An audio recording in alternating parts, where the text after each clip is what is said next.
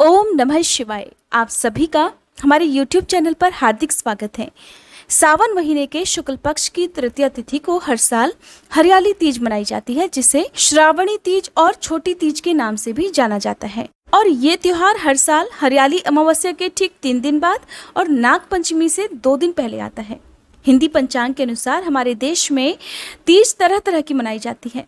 देश के अलग अलग क्षेत्रों में अलग अलग तीज का महत्व होता है। ये सभी तीज महिलाओं में विशेष रूप से महत्व रखती हैं। चाहे इनके मनाने का तरीका अलग हो, लेकिन सभी तीज व्रत में सुहागिन महिलाएं अपने पति की लंबी उम्र और सुखद वैवाहिक जीवन की कामना से विशेष पूजा अर्चना और उपवास रखती हैं। हरियाली तीज को भगवान शिव और मां पार्वती के मिलन का पर्व भी माना जाता है। मान्यता है कि इसी दिन भगवान शिव ने मां पार्वती को अपनी पत्नी के रूप में स्वीकार किया था। मां पार्वती को प्रिय हरियाली तीज अपने जीवन साथी के प्रति प्रेम और स्नेह का पर्व होता है।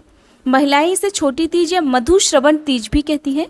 ऐसी भी मान्यता है कि अगर अविवाहित कन्याएं पूरे विधि विधान से हरियाली तीज का व्रत रखती हैं तो उनका विवाह जल्दी हो जाता है। साथ ही उन्हें मनचाहा जीवन साथी भी मिलता है और उनका आने वाला वैवाहिक जीवन भी सुखी होता है। हरियाली तीज का व्रत रखने से एक दिन पहले मेहंदी लगाई जाती है। माँ को मेहंदी अर्पित की जाती है। साथ ही हरे रंग की चूड़ियां या हरे रंग के वस्त्र इस दिन पहने जाते हैं। विवाहित महिलाएं इस दिन 16 श्रृंगार करके हरे वस्त्र पहनकर झूले भी झूलती हैं। नाच गाकर धूमधाम से इस त्योहार को मनाया जाता है। साथ ही इस दिन निर्जला व्रत भी रखा जाता है, जिसमें पानी की एक बूंद भी नहीं पी जाती। लेकिन जो लोग इस तरह से ना रख पाए वो दूध या चाय के साथ इस व्रत को रख सकते हैं। हरियाली तीज के दिन घर पर मुख्य रूप से तरह तरह के व्यंजन तैयार किए जाते हैं, जिसमें घेवर, नारियल के लड्डू, साबूदाने की खीर, आलू का हलवा या अखंडित चावल से बनी खीर, क्योंकि भगवान शिव की पूजा में अखंडित चावल ही अर्पित किए जाते हैं और भोग में भी अखंडित चावल से बनी खीर का भोग भगवान को लगाया जाता है। साल 2022 में 31 जुलाई रविवार के दिन इस बार हरियाली तीज है और इसी दिन व्रत रखा जाएगा और अगले दिन सुबह व्रत का पारण किया जाएगा। तृतीया तिथि प्रारंभ होगी 31 जुलाई को सुबह 2:59 से और समाप्त होगी 1 अगस्त की सुबह 4:18 पर। 1 अगस्त को इस बार सोमवार का दिन है। हरियाली तीज के दिन शाम को प्रदोष काल के समय पूजा करके व्रत की कथा पढ़नी या सुननी चाहिए। शाम को 6:33 से लेकर 8:51 के बीच में आप शाम की पूजा कर सकते हैं। और शाम की पूजा करने के बाद यदि आप निराहार नहीं रह पाते हो तो कुछ भी फलाहार वगैरह, दूध या पानी आप शाम को ले सकते हैं। व्रत की कथा हमेशा अपने हाथ में अखंडित चावल के 7 दाने लेकर या फूल लेकर ही सुननी चाहिए। खाली हाथ कभी भी व्रत की कथा नहीं सुनी जाती है। जो भी भोग आपने मां पार्वती को, भगवान शिव को लगाया है, उसे प्रसाद रूप में परिवार के सभी सदस्यों में बांटना चाहिए। अपने पति के पैर छूकर उनका आशीर्वाद प्राप्त करना चाहिए और शाम की पूजा के समय ही एक थाली में आप बायना निकाल कर भी जरूर रखें। हो सकता है कि बायना को आपकी भाषा में कुछ और भी कहते हो। जो कुछ भी कहते हो आप प्लीज़ कमेंट करके मुझे भी बताइएगा। तो उसमें आपको 16 श्रृंगार की जो भी आवश्यक सामग्री है वो रखनी होती है। दक्षिणा, फल, मिठाई, वस्त्र, जो भी आपकी सामर्थ्य हो वो रखें और उसके बाद अपने ही परिवार की किसी सुहागिन महिला को देकर उनके पैर छूकर आशीर्वाद भी प्राप्त करना चाहिए। ये बायना हमेशा ससुराल पक्ष की सुहागिन महिलाओं को ही दिया जाता है, चाहे वो आपकी सासू माँ हो, बड़ी ननद हो या बड़ी जेठानी हो।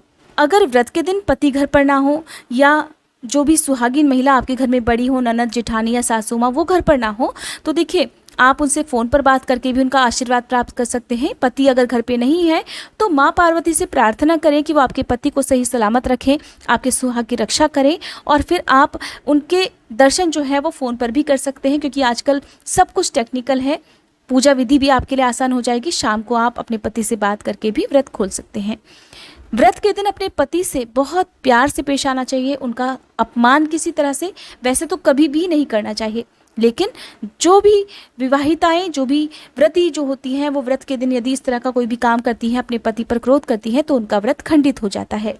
दिन भर व्रत रखकर अगले दिन व्रत खोला जाता है। तो 1 अगस्त को इस बार सावन का सोमवार भी है। हो सकता है कि आपने रविवार के दिन हरियाली तीज का उपवास रखा हो और सावन सोमवार का व्रत भी आपको रखना हो। तो ऐसे में आप सुबह 1 अगस्त की सुबह आप सूर्योदय से पहले पहले पूजा कर लीजिएगा। उसके बाद सावन सोमवार की पूजा भी आपको करनी है। सावन सोमवार में भी पूरे शिव परिवार की पूजा की जाती है। भांग, धतूरा, गंगाजल, चंदन भगवान शिव को अर्पित किया जाता है। माँ पार्वती की पूजा की जाती है। तो जब आपके सावन सोमवार की पूजा सुबह को संपन्न हो जाए, उसके बाद भी आप कोई भी मौसमी फल ग्रहण करके आप अपना व्रत खोल सकते हैं। दूध फल भी ले सकते हैं, क्योंकि सावन सोमवार के दिन भी आप दिन में दूध फल वगैरह ले सकते हैं। और फिर शाम को आप शाम की पूजा करके फलाहार ले सकते हैं। कुछ लोग इस दिन सेंधा नमक से बना भोजन भी ग्रहण करते हैं। तो आपने सावन मास के पहले सोमवार को जिस भी नियम का पालन किया था, चाहे वो निराहार रहकर व्रत रखा हो या फलाहार किया हो, वही आपको सावन सोमवार की शाम को भी करना है। इस तरह से आपका हरियाली तीज का व्रत भी पूर्ण हो जाएगा और सावन सोमवार का व्रत भी पूर्ण हो जाएगा। फिर आपको मंगलवार को अन्न ग्रहण करना होता है।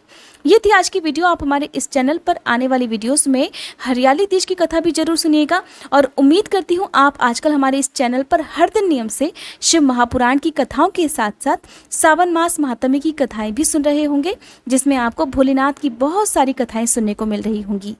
अगर आपने शिव महापुराण की कथाएं नहीं सुनी है तो अभी इसी वक्त इस वीडियो के तुरंत बाद आप हमारे चैनल पर अपलोड होने वाली आज की शिव महापुराण की कथा जरूर सुनिएगा।